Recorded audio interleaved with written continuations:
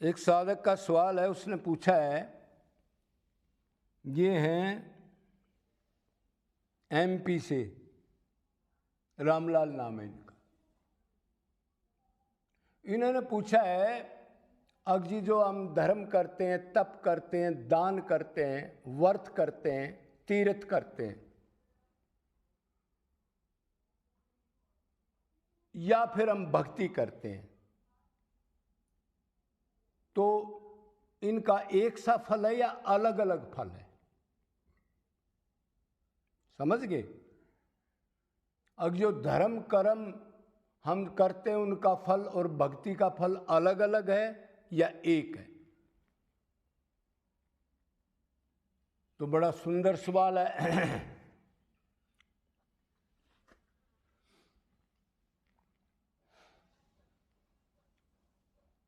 तो धर्म दो प्रकार के होते हैं। एक होता है लौकिक धर्म, एक होता है अलौकिक धर्म। मतलब एक होता है शरीर के धर्म, एक होता है आत्मा का धर्म। तो जो हम धर्म, तरफ कर्म, तप, दान, सत्य बोलना, व्रत करना, पाठ करना, दान आदि करना, तो अगर इस धर्म कर्म के साथ भगवान की भक्ति नहीं है, मतलब भगवान में प्रेम पैदा नहीं हुआ, तो ये धर्म कर्म क्या करेंगे? ये जितने धर्म कर्म हैं ठीक ठीक करोगे तो ये फल देकर नष्ट हो जाएंगे, बैलेंस नहीं बचेगा इसमें कुछ। मतलब एक व्यापार है, किसी ने ये काम किया, उसने आपको उसकी तनख्वाह दे दी 1 महीने की, अब आपका उससे कोई संबंध नहीं है, अब जाओगे, अब जी मैं फिर आया हूं, फिर पैसे दो, तो वो कहेगा काम के पैसे तो दे दिए, अब किस चीज के पैसे दूं तेरे को मैं? जो काम किया था उस तो पैसे ले गया तू। तो ये लौकिक धर्म मतलब शरीर के धर्म कर्म है, इसको कर्म कांड भी कहते हैं। इसमें लेबर भी ज्यादा है और इससे भगवान की तरफ प्रेम नहीं हुआ तो धर्म कर्म वो टिकने वाला नहीं होता। धर्म वही श्रेष्ठ है, कर्म वही श्रेष्ठ है, ज्ञान वही श्रेष्ठ है, योग वही श्रेष्ठ है, तप वही श्रेष्ठ है, ब्रह्मचर्य वही श्रेष्ठ है, पाठ वही श्रेष्ठ है। जो भगवान के निमित्त हो, मतलब वो करते हुए भगवान से अपने अंशी से प्रेम होने लग जाए, तो इन कर्म धर्मों की वैल्यू है। मतलब ये करते हुए और अपने असली लक्ष्य की तरफ खिंचाव बढ़ जाए, कि जीव का परम चरम लक्ष्य यही है। देव दुर्लभ तन प्राप्त करने के बाद भी श्री कृष्ण के चरणों में अनन्य निष्काम प्रेम नहीं हुआ तो सब धर्म कर्म फल दे के नष्ट हो जाएंगे।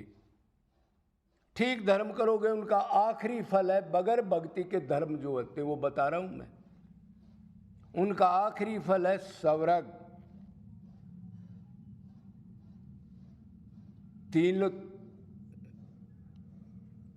तीन लोक है ना, एक नीचे के लोक है जिसको एक ये है पृथ्वी लोक, इसको भूलोक, मृतलोक, कई नाम है इसके, और एक ऊपर के लोक है 6 लोक, भूय सवय जनय तप मह सत्यम अब्लिक ब्रह्मलोक।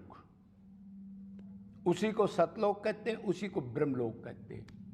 और 7 नीचे के लोक हैं, तल, अतल, वितल, सुतल, तलातल, महातल, रसातल और पाताल लोक।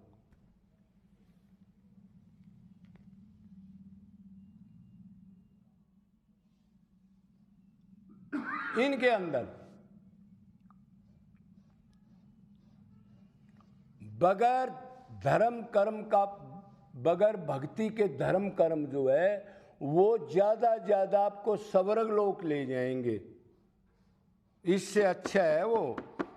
इधर सारी चीज़ गंदी है, आजकल मिलावट की हैं, सारी चीज़, शरीर भी सड़ा हुआ है, रोगों से भी घिरे हैं साहब। लेकिन उधर कुछ चीज़ें बहुत अच्छी होती हैं स्वर्ग में, लेकिन लिमिटेड। लेकिन मन का दुख उसका भी है, ज़्यादा कम, ये अच्छा, इससे ईर्ष्या है, ये नीचा है, मैं अच्छा हूँ, ये भाव नहीं जाता उधर भी। क्यों? अंतकरण शुद्धि। भगवान ने कहा मेरी माया है, ये माया तो मेरे शरणागत होने के बाद जा सकती है, धर्म कर्म से नहीं जा सकती, खाली धर्म कर्म। तो उसका सवाल था, अब महाराज जी ये करें तो क्या फल है, भक्ति का क्या फल है? तो इसका फल तो बता दिया, खाली भक्ति का मतलब है भगवान से मन की अटैचमेंट करके मन का प्रेम होना, ये भक्ति है। देख भी लेना, खाली हाथ पैर की पूजा पाठ की भक्ति नहीं है अगर उससे मन का प्रेम नहीं है तो। अब आप जान लेना भक्ति कैसी है। कदे आप सोच रहे हो जी मैं भक्ति करता हूं, भगवान की पूजा पाठ तिलक, मन से प्यार करते हो? नहीं जी, मन से तो मैं घर वालों से प्यार करता हूं। तो फिर भक्ति किस चीज की है? फिर तो घर वालों की भक्ति कर रहा है, प्लाट दुकान मकान की भक्ति कर रहा है। तो वो फल आपको बता दिया। कोई भी चीज बगैर भगवान का जब तक प्रेम नहीं होता, भगवान से अटैचमेंट नहीं होती, ऐसा कोई भी कितने भी धर्म कर्म हो, सब फल देके नष्ट हो जाएंगे और दुखदाई होंगे। लेकिन भक्ति जो है, अगर आप निष्काम, निरंतर, अनन्य, मतलब एक की भक्ति 10-10 जो घरों में रख रहे हो, इसको बुद्धि से निकाल दो। संसात्मक बुद्धि विनश्यते। गणेश की भी पूजा हो रही है, शिवजी भगवान की भी हो रही है, साईं बाबा की भी हो रही है, कोई घरों में कभी से करते आ रहे हैं, कोई कुल देवता उसकी भी हो रही है, राम की भी हो रही है, कृष्ण की भी हो रही है। नहीं, अनन्य भक्ति से प्राप्त होता हूं मैं। तो अनन्य, निष्काम और निरंतर भक्ति। और एक चीज और है, जिस गुरु ने आपको ये पूर्ण तत्व ज्ञान दिया है, जो टीचर है, उसका भी यश देवे परा भक्ति यथा देवे तथा गुरे। अगर ऐसी भक्ति मन की करोगे आप, मतलब आप नाम जप कर रहे हो तो ये मानोगे इस नाम में नामी है और रूप भी सामने है, वो मेरे को देख रहा है, वो कल्याण करेगा और मेरा कोई नहीं है, सिर्फ वही है नित्य मेरे, और मैं उनका नित्य दास हूँ, और मैं शरीर नहीं हूँ, मैं आत्मा हूँ। ऐसी भक्ति निरंतर करोगे आप तो इसका नाश नहीं होता। या तो आपको भगवत प्राप्ति करा देगी या योग भ्रष्ट में डाल देगी, कोई कमी रहेगी तो अगले जन्म में फिर वही तैयारी भगवान आपको देगा। बाकी खाली कर्म धर्म बगैर भक्ति के हैं, उनका फल दोबारा नहीं मिलता आदमी को। एक बार खत्म होने के बाद फिर दोबारा लेबर करो, फिर फल मिलेगा, फिर खत्म, फिर लेबर करो। 84 वाली लेबर बता रहा हूं मैं, जो चल रहा है अनादिकाल से। मतलब लेबर भी ज्यादा, मेहनत भी ज्यादा और फल भी दुखदाई। और भक्ति में मेहनत भी कुछ नहीं, अपने को आत्मा मान के और मन से प्रेम करना है, अपना संबंध बना करके।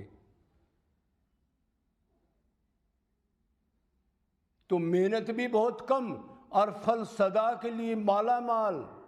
फिर दोबारा नहीं आता अर्जुन।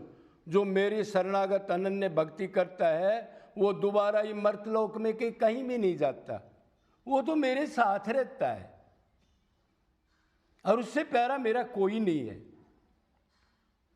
तो आप क्लियर हो गया ये चीज। अब धर्म कर्म सब नष्ट हो जाते हैं, एक चीज नष्ट नहीं होती, भगवान की मन से निष्काम रो के भक्ति करना। या तो इसी जन्म में भगवत प्राप्ति करा देगी, या कुछ कमी रहेगी तो आगे फटाफट सारी तैयारी रेडी मिलेंगी आपको। वो योग भ्रष्ट के बारे में बताया, फिर कभी बताएंगे। मेरा मतलब ये है, अब जो आपने करी है उसके आगे फटाफट थोड़ी सी रहेगी, 90% कर ली तो 10% अगले जन्म में करनी जरूर पड़ेगी उसको पूरा। इसी को अनन्य भक्ति कहते हैं, इसी को अनन्य शरणागति कर रहे हैं। उन मानने को छोड़ना पड़ता है। आजकल जो भक्ति करा रहे हैं गुरु महाराज बड़े बड़े, वो लोगों का बेचारों को भ्रमित करके सर्वनाश कर रहे हैं।